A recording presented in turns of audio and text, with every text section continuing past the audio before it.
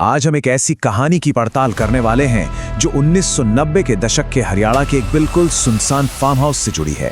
शुरुआत में यह आपको एकदम टिपिकल भूत प्रेत वाली कहानी लगेगी, पर यकीन मानिए जैसे जैसे हम आगे बढ़ेंगे ना, ये एक ऐसी खौफनाक इंसानी साजिश में बदल जाएगी जो आपके रोंगटे खड़े कर देगी।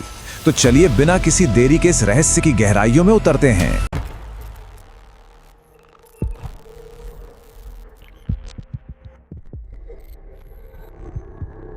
जरा इस दृश्य की कल्पना कीजिए। एक बेहद वफादार और पुराना केयरटेकर वो बुरी तरह खौफ से कांप रहा है और घुप अंधेरे में इशारा करते हुए अपने अमीर मालिक से कहता है, मालिक वो आपके पीछे ही है।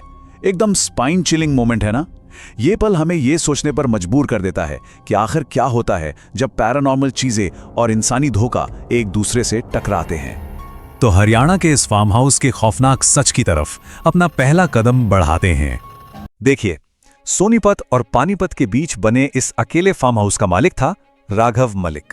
राघव को दिल की बीमारी थी। अब इस टाइमलाइन को थोड़ा ध्यान से देखिए। यहाँ दो बिल्कुल अलग चीजों का कंपैरिजन है। एक तरफ है केयरटेकर राजू, जिसने पूरे 10 साल तक बिना किसी स्वार्थ के वफादारी दिखाई, और दूसरी तरफ रात 9 बजे से लेकर सुबह 3 बजे तक बिजली कटने का एक बहुत ही प्रिसाइज और खतरनाक शेड्यूल। ये स्पेसिफिक टाइम विंडो आगे आने वाले तूफान की एक परफेक्ट नींव तैयार कर रहा है।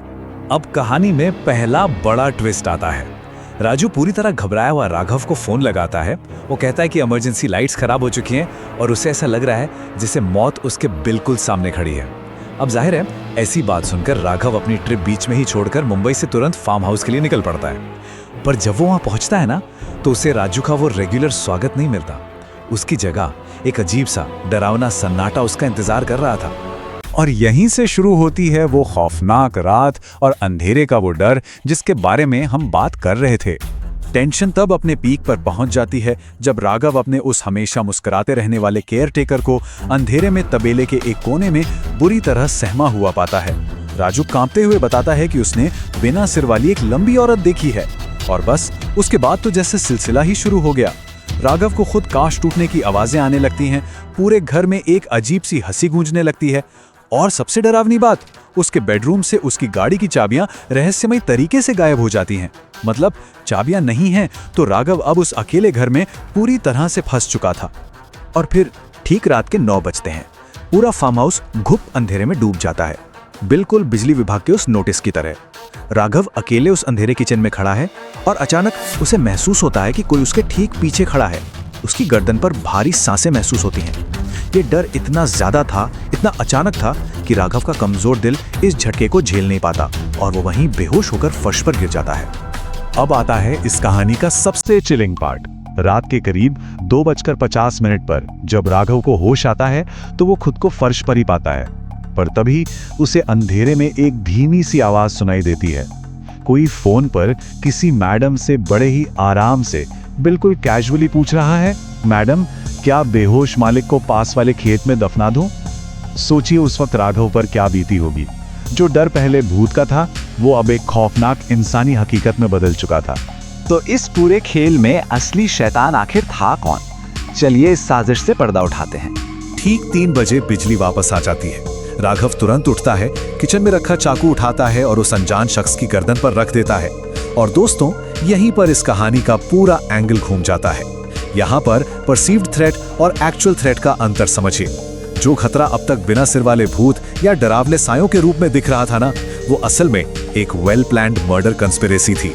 ये पूरा भूतिया खेल एक साइकोलॉजिकल ट्रैप था, एक ऐसी साजिश जहां राघव के दिल की बीमारी को ही उसके खिलाफ एक हथियार की तरह इस्तेमाल किया गया था, सिर्फ प्रॉपर्टी के 5% हिस्से के लिए। और आप जानते हैं ये धोखा दिया किसने था? जब चाकू के नोक पर खड़े राजू का फोन बजता है तो स्क्रीन पर नाम फ्लैश होता है, मोहिनी मैडम, यानी राघव की अपनी पत्नी। ये वाकई में हैरान करने वाला था। मोहिनी ने महज 5% प्रॉपर्टी के लालच में आकर राजू की पूरे 10 साल की वफादारी को खरीद लिया था। लेकिन राघव वो कोई आम शिकार नहीं था। ऐसी जानलेवा सिचुएशन में भी वो इंसान गजब की शांति बनाए रखता है। वो बिल्कुल नहीं घबराता, बल्कि एक ऐसी बात कहता है जो इस पूरे माइंड गेम में उसका डोमिनेंस साबित कर देती है। वो कहता है, शतरंज तब तक चलती है जब तक राजा खड़ा है, ये एक चिलिंग रिमाइंडर था कि भले ही बाजी कोई भी चल रहा हो, बोर्ड पर असली कंट्रोल सिर्फ और सिर्फ उसका है। और अब इस लालच और मौत के खेल का आखिरी और सबसे खौफनाक सच सामने आता है। अब जो होता है वो आपको बताएगा कि पैसे के सामने इंसान की नैतिकता या मोरालिटी कितनी जल्दी दम तोड़ देती है। देखिए, मोहिनी ने राजू को 5% का लालच दिया था। राघव ने क्या किया? उसने तुरंत इस डील को काउंटर किया और राजू को सीधा 10% का ऑफर दे डाला, मोहिनी को ही मारने के लिए।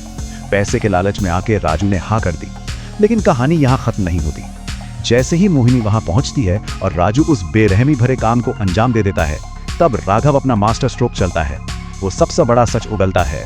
ये फार्म हाउस तो 1 हफ्ते पहले ही बेचा जा चुका था। मतलब राजू ने ये खून बिल्कुल मुफ्त में, बिना किसी फायदे के कर दिया था। अब इस टेबल को देखिए। इस पूरे खौफनाक खेल का अंजाम एकदम क्लियर है। मोहिनी, जिसने अपने ही पति को मारने की साजिश रची थी, उसकी चाकू मारकर हत्या कर दी गई। राजू, जिसने लालच में आके ट्रस्ट तोड़ा और खून किया, वो इस गिल्ट और फंसने के डर में इतना डूब गया कि उसने आगे चलकर सुसाइड कर लिया। और इन सब के बीच राघव, जो इस पूरी साजिश का असली मास्टरमाइंड निकला, वो बिना किसी सजा के एकदम बेदाग अपनी गाड़ी में बैठता है और आराम से दिल्ली वापस लौट जाता है।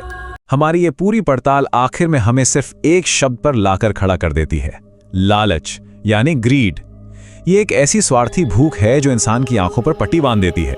सोचिए, इसी लालच ने 10 साल के एक वफादार केयरटेकर को कातिल बना दिया और एक शादी को मौत के फरमान में बदल दिया। देखने में छोटा लगने वाला ये लालच जब अपनी हदें पार कर लेता है तो ये सिर्फ और सिर्फ तबाही और मौत का रास्ता दिखाता है। तो आखिर में ये पूरा केस हम सब के सामने एक बहुत ही गहरा सवाल छोड़ जाता है। जरा खुद से पूछिए, ज्यादा खौफनाक क्या है, अंधेरे में छिपे हुए वो भूत प्रेत जिनकी हम सिर्फ कल्पना करते हैं, या फिर उन लोगों का लालच जिन पर हम आंख बंद करके सबसे ज्यादा भरोसा करते हैं? क्या अंधेरे के भूत उस अंधेरे से ज्यादा खतरनाक हैं जो एक इंसान के अपने ही दिल में छुपा होता है? ये वाकई में एक ऐसी बात है जिस पर गहराई से विचार करना बनता है। आज की इस कहानी की पड़ताल में आखिर तक मेरे साथ बने रहने के लिए आपका बहुत बहुत शुक्रिया। आपको ये क्राइम स्टोरी कैसी लगी? अगर आपको ऐसे dark crime case, horror mystery और छुपे हुए सच वाली स्टोरीज पसंद हैं, तो रियान केस बुक को अभी सब्सक्राइब जरूर करें। और हाँ, अगली वीडियो किस क्राइम केस, हॉरर स्टोरी या डार्क मिस्ट्री पे चाहिए, कमेंट में जरूर बताइए। See you in the next case, Ryan case book.